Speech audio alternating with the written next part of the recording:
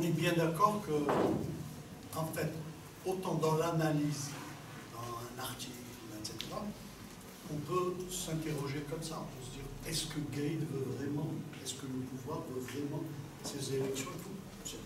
On peut s'interroger comme ça. Mais comme acteur, comme militant sur le terrain, c'est-à-dire là, ça ne change pas la réponse. C'est-à-dire on est contre des élections parce qu'elles ne sont pas loyales, parce qu'il n'y a pas les conditions pour les élections. Si on avait la possibilité de proposer un pouvoir, un gouvernement exprimant la révolte du peuple et tout, on le proposerait, par exemple. Donc notre réponse ne change pas selon les intentions cachées mais par contre, pour la réflexion, ça vaut le coup de se poser la question.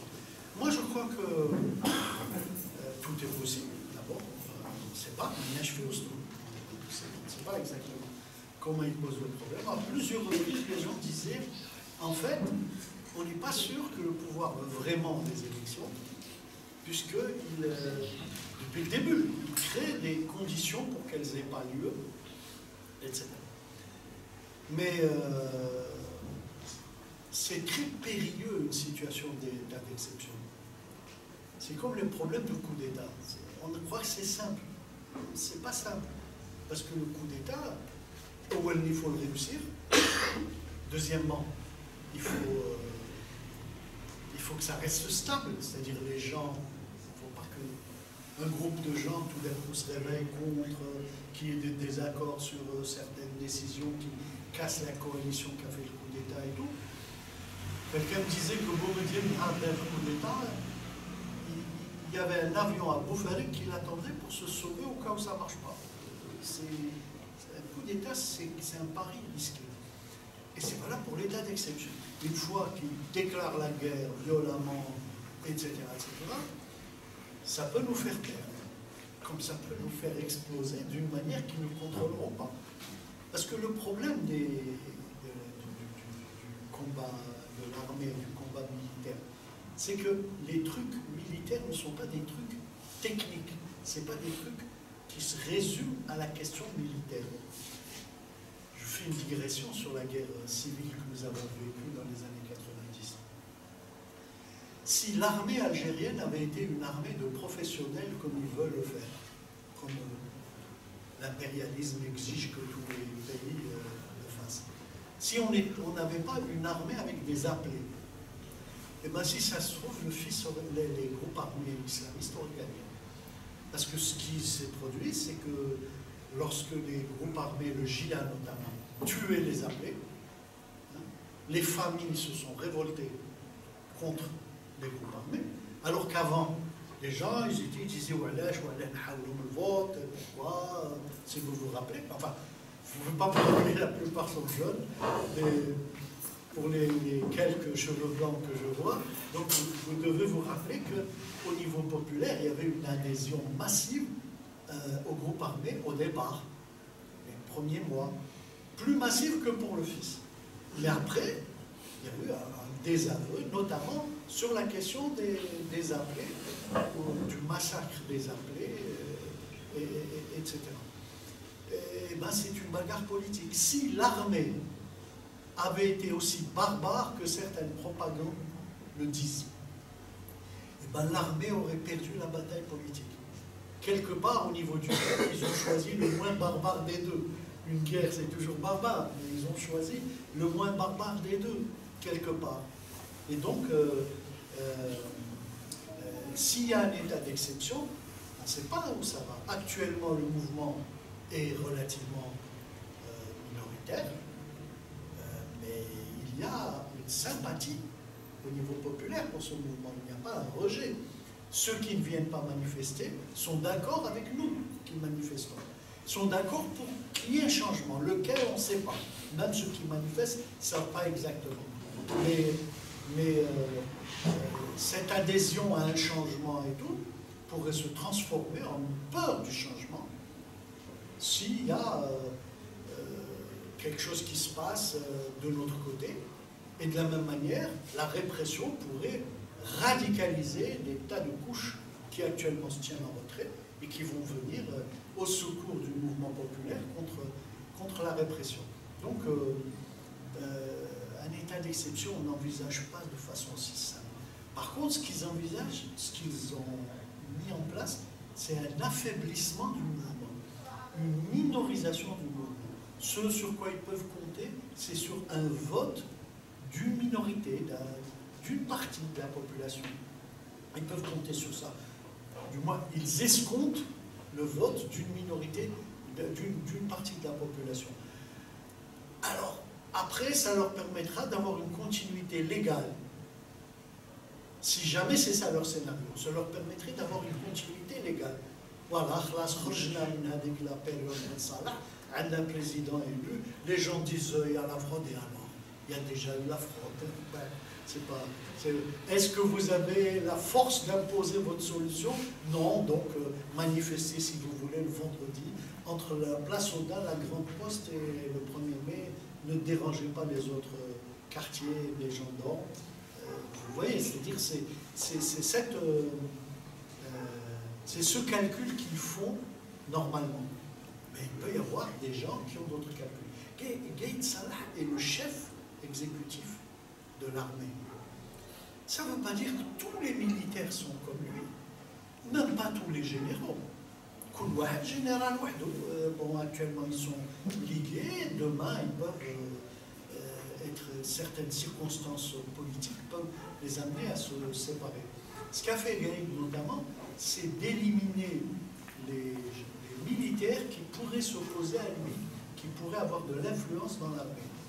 Par exemple, les opérations contre Nzar, Toufir, etc. sont ça, complot, pas complot, c'est puéril, on dit ça dans la cour des écoles, c'est pas comme ça que ça se passe dans la vie.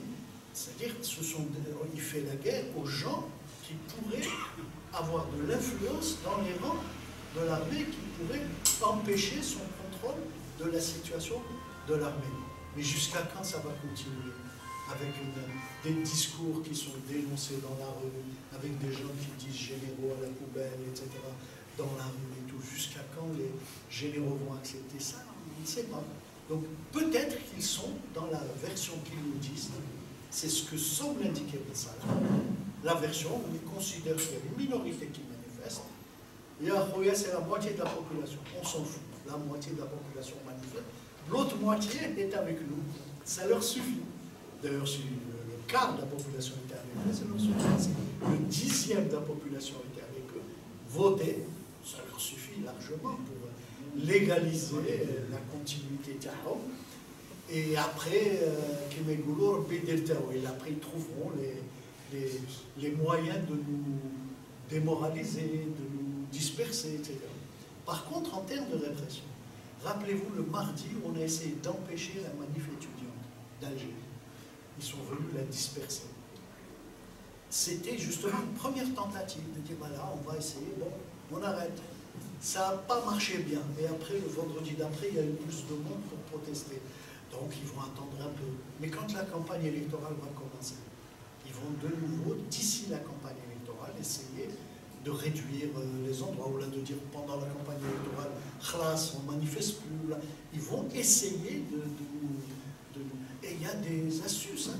Il suffit de sortir un complot avec une ambassade ou un truc comme ça et tout, et les gens ils vont se dire, regarde, jamais signé de Kharaj ou tout ça. Et les gens ont tendance à... Il y a des techniques comme ça de manipulation des masses qu'ils peuvent utiliser. Je crois que le plus probable, c'est qu'ils sont en train de compter sur l'affaiblissement du mouvement. Je crois que c'est le plus probable. Mais un Ashbam, on ne sait pas exactement comment. Et ils ont d'autres hypothèses de travail. Hein.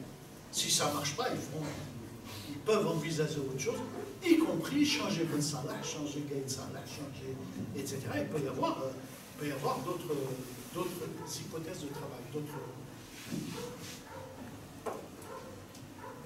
Mais je vous rappelle, ça changerait à ce qu'on fait nous.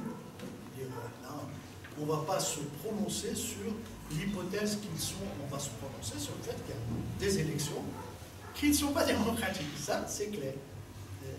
Et sur le fait qu'il y a un mouvement, et que ce mouvement, il faut lui donner contenu, il faut qu'il soit utile, il faut le construire, il faut, autour d'objectifs qui nous feront progresser.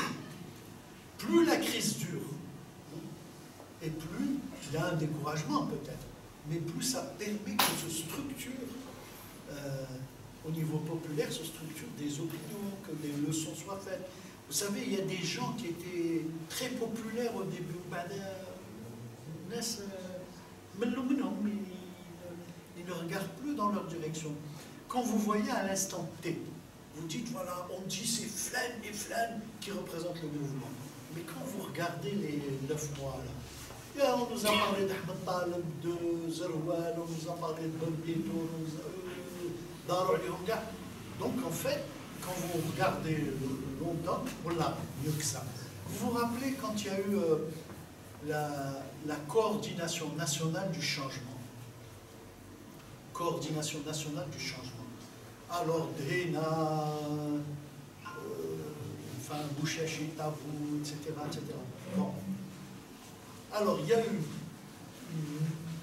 un sentiment d'horreur qui a envahi les gens qui ont vécu les groupes armés dans la décennie 90. Ils disent, on va enlever Bouteflika, les anciens du fils, c'est quelque chose de révoltant. Qu'est-ce qu'ils ont fait? Ils ont démenti. L'un après l'autre, ils ont dit non, je n'ai pas signé, moi, j'ai donné un accord de principe et tout. Et ils ont fait circuler sur nos boîtes mail un message sur Facebook, un message disant oui, les gens du pouvoir, ils essayent de pousser les manifestants à chasser les représentants du Hirak, etc. Il faut les faire taire. Si vous vous rappelez ce message que nous avons tous reçu. Alors, le pouvoir n'avait pas fait ça, c'est pas vrai, c'est au niveau populaire. Personne n'allait chasser personne, simplement les gens étaient déçus de voir Boukham, je ne me rappelle pas comment il s'appelait, enfin des gens qui n'étaient absolument pas représentatifs. Et puis un jour, il y a eu une autre proposition qui nous a été faite, le 4 juillet. Il y a eu une vidéo avec Bouchachi, Tabou, Zoubida Soul, avec la juriste, la constitutionnaliste, etc., Fatiha Benabou, etc. Ils ont parlé chacun son tour, Taguinou chacun son tour, Menhom Marhabi, etc. Alors regardez, 3 mois après, comment ça se passe? 3 mois après, واحد كان في البانيل، واحد راح البانيل وبعد ما مشاش، الآخر هاو ضد البانيل، يعني le groupe qui était ensemble. On bat كل واحد كيفاه، etc. La durée du mouvement populaire, فضحتهم. C'est-à-dire ça a montré leurs limites, leur opportunisme, et c'est quelque chose, même quand les gens ne le disent pas, ils le ressentent au profond. Ils ressentent l'opportunisme de ces gens-là qui se précipitent pour prendre le pouvoir sans être élus, et surtout qui ne veulent surtout pas qu'on s'organise ou qu'on discute. Même discuter, il ne faut pas, on doit les écouter.